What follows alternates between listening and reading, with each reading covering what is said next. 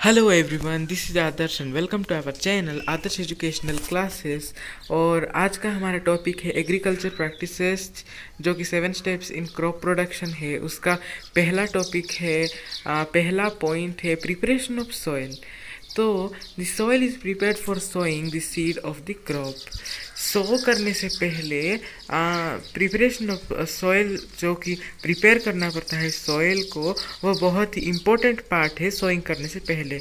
Because अगर हम उसको प्रिपेयर नहीं करेंगे सॉइल को, तो वो जो हमने सो किया था, जो प्लांट सैपलिंग या फिर जो सीड सो किया था, वो अच्छे से ग्रो नहीं कर पाएगा। इसलिए preparation of soil is a important factor of agriculture practices. इस प्रोसेस को करने के लिए हमें कुछ टूल्स की यूज होता है, जैसे कि प्लो, हो, cultivator.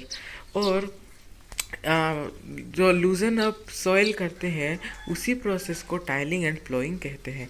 The process of loosening and turning of the soil is called tilling and ploughing is done by using a plough. इसको करने के लिए एक टूल यूज़ होती है, उसका नाम है plough. It is a device that is used by farmer for different purposes such as tiling, loosening of soil, adding of fertilizer, etc. ये प्लो फार्मर के द्वारा यूज़ किया जाता है for tiling, loosening of soil, adding of fertiliser. इसमें काम आता है ये प्लो। उसके बाद हमारा है हो। A hoe is a tool that used to dig up soil to remove weeds and also loosen up the soil before planting a sapling. एक सैपलिंग को सॉइल में डालने से पहले सॉइल को लूजन करना पड़ता है, जो कि डिग करना पड़ता है। उसके लिए ये हो बहुत ही हेल्पफुल है। और जो हमारा 6 या 5th जो टॉपिक है प्रोटेक्टिंग फ्रॉम वीड्स, उसमें भी वीड्स को रिमूव करने के लिए हेल्पफुल बहुत होता है। कौन सा टूल? हो। उसके बाद हमारा आता है cultivator. Cultivator is attached to the tractor and helps in loosening of soil. जो प्लो है, instead of plough it is used. Plough बहुत ही स्लो काम करता है, इसलिए कल्टीवेटर का इन्वेंशन हुआ। और ये बहुत ही फास्टर होता है और बहुत ही कम टाइम में ज़्यादा से ज़्यादा जो मिट्टी होता है उसको खोद के लूजन अप टर्निंग कर देता है। ये है कल्टीवेटर। इसके बाद हमारा जो सेकेंड टॉपिक है वो है सोइंग।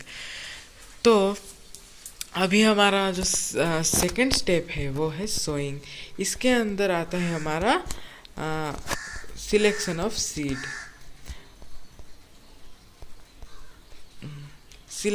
सीड। तो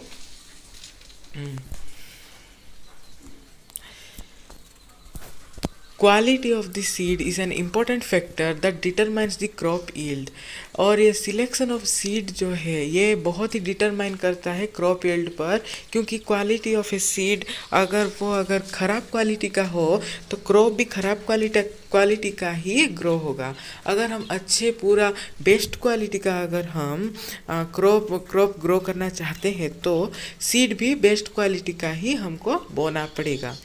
इसको हम कैसे जानेंगे कौन सा अच्छा वाला सीड है और कौन सा बुरा वाला सीड है? तो आपके बुक में एक एक्सपेरिमेंट दिया गया है, जो कि आप एक कटोरी में पानी लीजिए, उसमें जितना भी सीड आप ग्रो करना चाहते हैं उसको वहाँ पर डाल दीजिए।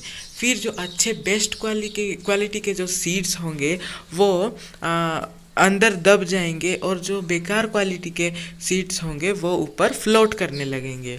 ये एक एक्सपेरिमेंट है जो कि आपके बुक में दिया गया है। और दूसरा पॉइंट है traditional tool. Before the advent of modern agriculture machinery, traditional tools where used by farmers. Traditional tool ना पहले जो फार्मर अभी मॉडर्न एडवेंट से पहले जो फार्मर यूज़ करते थे, वो ट्रेडिशनल टूल है।